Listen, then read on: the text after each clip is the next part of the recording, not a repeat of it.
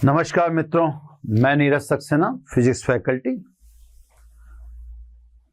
अनुनाद के पश्चात आरएलसी परिपथ से संबंधित हमने टॉपिक पढ़े।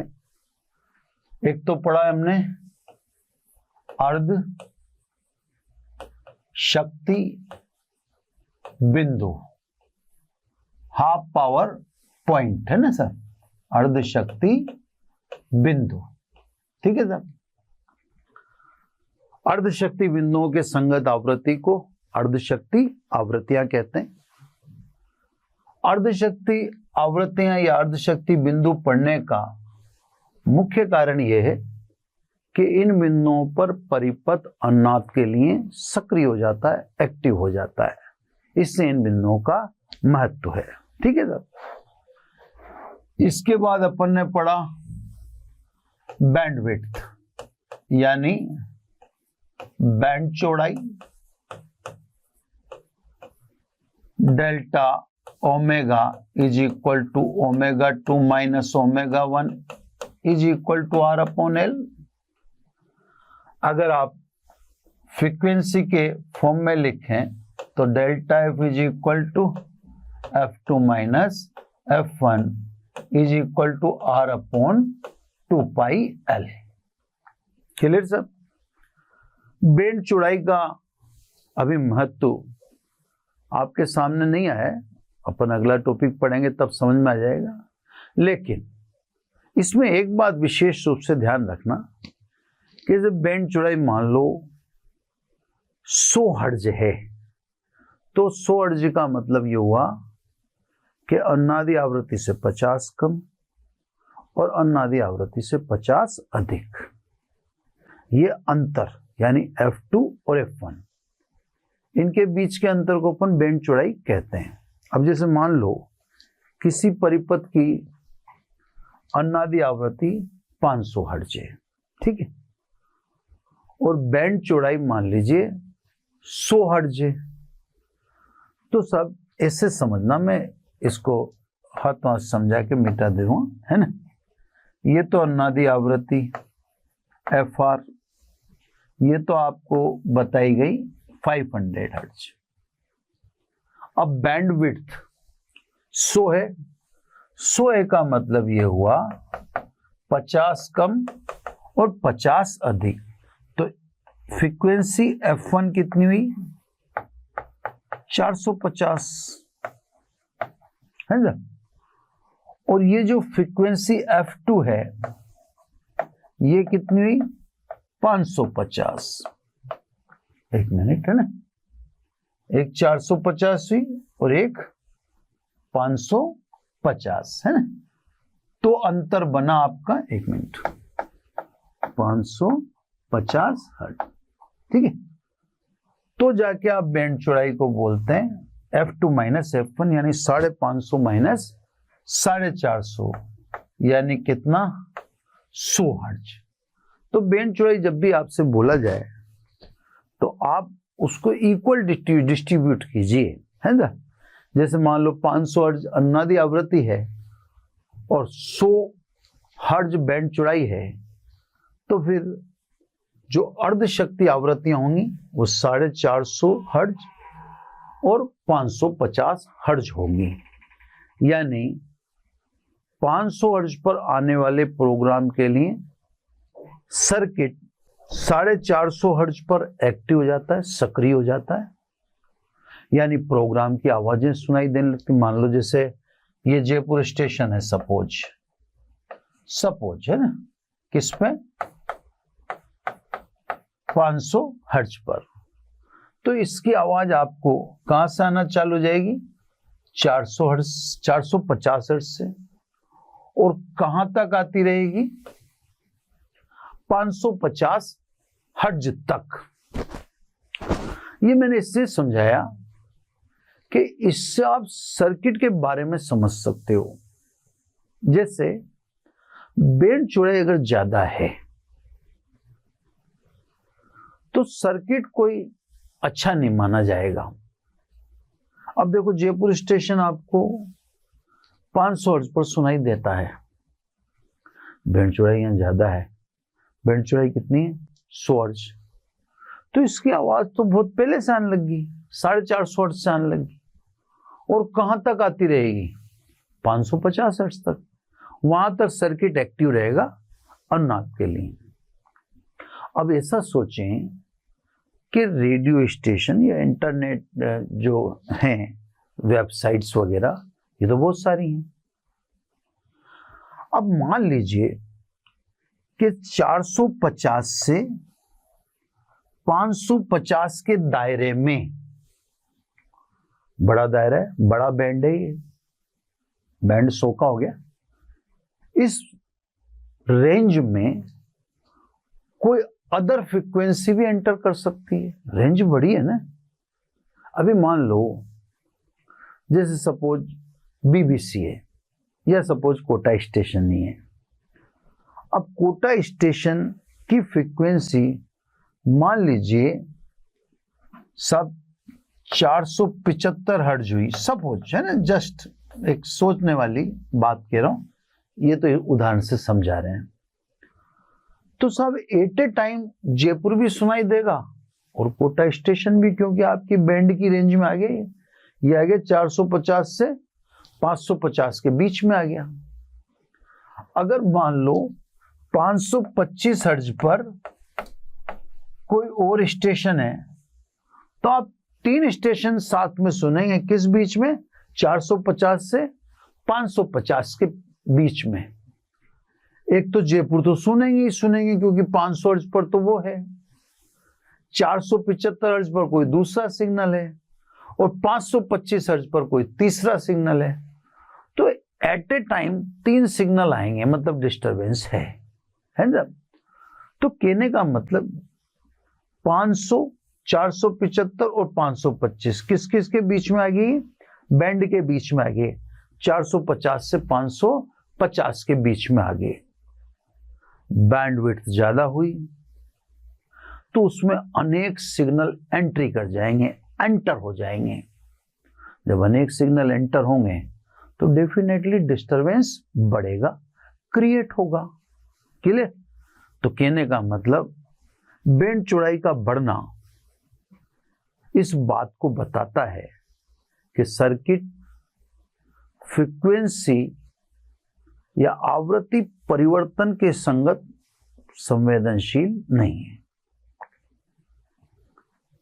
तो सब किसी भी सर्किट की, कम्युनिकेशन के सर्किट में मोबाइल है, टेलीविजन है, ट्रांजिस्टर यानी रेडियो है, इंटरनेट है, तो कम्युनिकेशन की रेंज में इतने सिग्नल हैं, तो सब ऐसे सर्किट जो ज्यादा बैंड चौड़ाई वाले सर्किट होते होंगे वो तो बेकार सर्किट माने जाएंगे। उन सर्किटों को हम अच्छा नहीं मान सकते। क्यों? क्योंकि वह आवृत्ति परिवर्तन के प्रति संवेदनशील है ही नहीं। अब सब इसका एक और वर्जन देखते हैं। मैं पेन चेंज कर लेता हूं, है ना।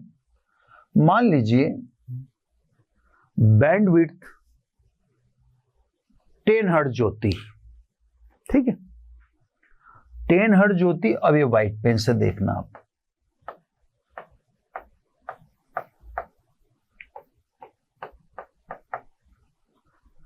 बैंड चौड़ाई 10 हर्ट्ज, ठीक है। 10 हर्ट्ज तो 5 अधिक, तो F2 कितना होता? 505 हर्ट्ज। और F1 कितना होता? अब F1 होता 5 घटा दो 495 हर्ट्ज। दोनों के बीच का अंतर कितना हुआ? 10 हो गया। तो बैंड चौड़ाई कितनी? 10। अब देखो कितना क्वालिटेटिव सर्किट है, गजब का। क्या क्वालिटी है इस सर्किट की। इसकी बैंडविड्थ बहुत कम है।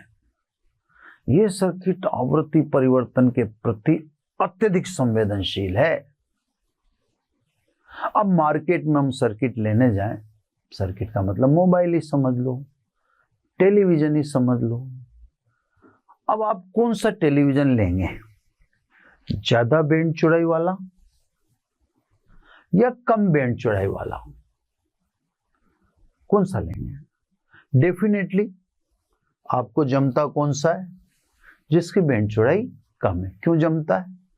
क्योंकि ये सर्किट आवृत्ति परिवर्तन के प्रति संवेदनशील सर्किट है। आवृत्ति का चेंज होने पर यह सर्किट उसको पकड़ता है, उसके प्रति ये अलर्ट है। तो कम बैंड चौड़ाई का सर्किट आप खरीदेंगे, ज्यादा बैंड चौड़ाई का सर्किट आप नहीं खरीदना पसंद करेंगे। लेकिन अब होगा क्या, ये टेलीविजन या ये जो सर्किट है जिसकी बैंड चौड़ाई ज्यादा है, ये आपको सस्ता मिलेगा, जबकि ये वाला सर्किट जो है जिसकी बैंड चौड़ाई कम है, ये सर्किट आपको महंगा मिलेगा। जैसे मान लीजिए अपन एक जनरल एग्जांपल लें, मार्केट में अनेक कंपनियों के टेलीविजन हैं, मोबाइल भी हैं। तो आप देखते होंगे कि किसी एक कंपनी, मैं नाम नहीं ले रहा किसी का, लेकिन किसी एक कंपनी का टेलीविजन सस्ता मिल रहा है और वैसी की वैसी चीज किसी एक कंपनी की बहुत महंगी मिल रही है। अब इसको आप जस्टिफाई नहीं कर पाते, आप इस स्थिति को समझ नहीं पाते कि ऐसा क्यों हो रहा है, जबकि ये स्थिति समझने योग्य है ना। एक मिनट, ये स्थिति समझी जा सकती है। ऐसे समझिए कि जिसकी बैंड चौड़ाई कम है वो सर्किट क्वालिटेटिव सर्किट है, उसकी क्वालिटी शानदार है, वो महंगा मिलेगा क्योंकि उस कंपनी ने क्वालिटी से कोई कंप्रोमाइज किया ही नहीं है ना। लेकिन जिसकी बैंड चौड़ाई ज्यादा है वह स्वाभाविक रूप से पुअर बैड क्वालिटी सर्किट है, वो सस्ता मिल जाएगा, है ना। तो कहने का मतलब बैंड चौड़ाई के संदर्भ में ये समझ आपकी होनी चाहिए, इस सर्किट से संबंधित बात है। अब सब सर्किट से संबंधित 3 टॉपिकों का समूह है, एक हो चुका, 2 हो चुके हैं ना, एक और टॉपिक इसके साथ अटैच होगा, फिर न्यूमेरिकल करेंगे। तो तीसरा टॉपिक है ना, तीसरा टॉपिक है गुणता कारक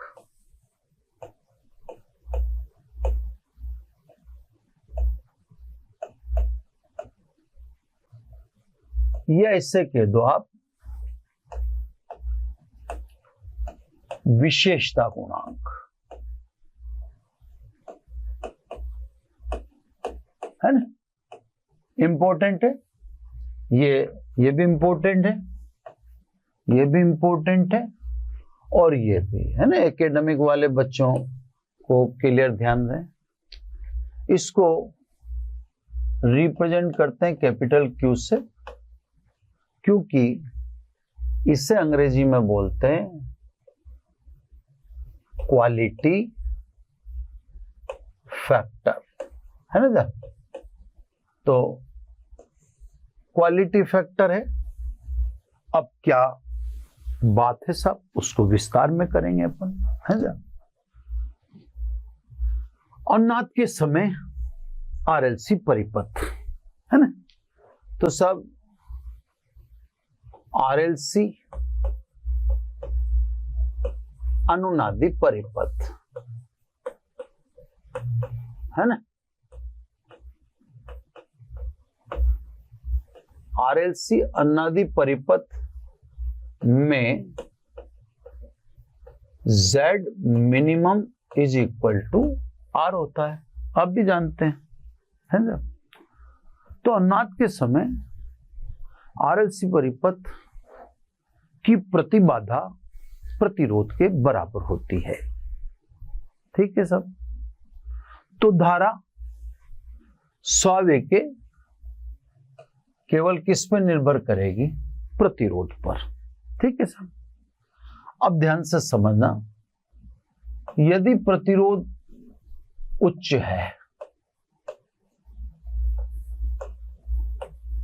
है ना। अगर R उच्च है तो फॉर्मूले के अनुसार बैंड चौड़ाई अधिक होगी, है ना। तो पहली बात तो बैंडविड्थ अधिक होगी, जिसको अपन डेल्टा ओमेगा से दर्शा रहे हैं। दूसरी बात, अगर R उच्च तो धारा कम होगी, IRMS का मान कम होगा। अब इस चीज को ग्राफ से देखें आप, है ना। अनुनादी ग्राफ में यही चीज मैं आपको दिखाता हूं। फ्रीक्वेंसी वर्सेस, थोड़ा सा मेरे को ये अक्ष टेढ़ी लग रही है तो वो तो चल जाएगी, पर वर्टिकल वाली टेढ़ी नहीं चलेगी मेरे, ना। ठीक है सर, अब वर्टिकल वाली को मैं सीधी की कोशिश करता हूं। चलो होगी होगी, अब क्या बोर्ड के पास खड़े जो खड़ा है ना उसको दिखाई नहीं देता। चलो सब, ये तो अनुनादी आवृत्ति, ये आई मैक्सिमम तो ठीक है, IRMS वर्सेस फ्रीक्वेंसी के मध्य ग्राफ है। अब देखा, पेन चेंज कर लू ना, पेन चेंज करे बिना मजा नहीं आता। तो प्रतिरोध अगर उच्च तो बैंडविड्थ होगी ज्यादा। अपन जानते हैं बैंड चौड़ाई किसका अंतराल है? अर्धशक्ति आवृत्तियों का अंतराल है। और अर्धशक्ति बिंदु कहां पर होते हैं? 70.7% पर होते हैं अधिकतम धारा के, है ना। बैंड चौड़ाई बढ़ गई तो ग्राफ फैल गया, F2 - F1 बढ़ गया, ग्राफ फैल गया। धारा घट गई तो ग्राफ बैठ गया, तो इसका ग्राफ मोटा सा बनेगा। ये देखो सर, ऐसा मोटा सा ग्राफ बनेगा, उसमें शार्पनेस नहीं आएगी। अब देखो आप, इसका बैंड चौड़ाई अगर मैं दिखाऊं एक अनुमान से 50% से थोड़ा ज्यादा कर लो, तो ये देखो इसकी बैंड चौड़ाई ऐसे दिख जाएगी यहाँ पर अनुमान से। ये F1, ये F2। अब आप देख लो कितनी ज्यादा इसकी बैंड चौड़ाई है। और R उच्च तो धारा भी कम है, देख लो आप, शिखर भी इसका कम हुआ। ये सब R1 उच्च प्रतिरोध है ना, तो R मैक्सिमम इसमें लिख दूंगा मैं यहाँ पे, R इस समय मैक्सिमम है, ठीक है। प्रतिरोध को घटाओगे बैंड चौड़ाई घटेगी और धारा बढ़ेगी। तो प्रतिरोध को घटाने से अनुनाद का ग्राफ तीखा होने लग जाएगा। जैसे अभी देखो, ये देखो तीखापन आने लग जाएगा। ये इसका प्रतिरोध R2 बोला अपन ने। अब अगर देखें तो 50% या उससे थोड़ा ऊपर चल जाओ, ये 70% F1 और ये F2। ये आपको F1 F2 मैं दिखा रहा हूं, ये लिखने नहीं, मैं आपको समझा रहा हूं, आप समझिएगा, है ना। तो सब R2 कम है R1 से। प्रतिरोध को जैसे जैसे घटाते जाओगे I बढ़ता जाएगा, बैंड चौड़ाई घटती जाएगी, मतलब ग्राफ तीखा होने लग जाएगा। ये देखो, ठीक है ना। मैं वापस बना सकता हूं उसको। तो ये सब ठीक है। अब अपन इसका 70.7% देखें, अर्धशक्ति बिंदु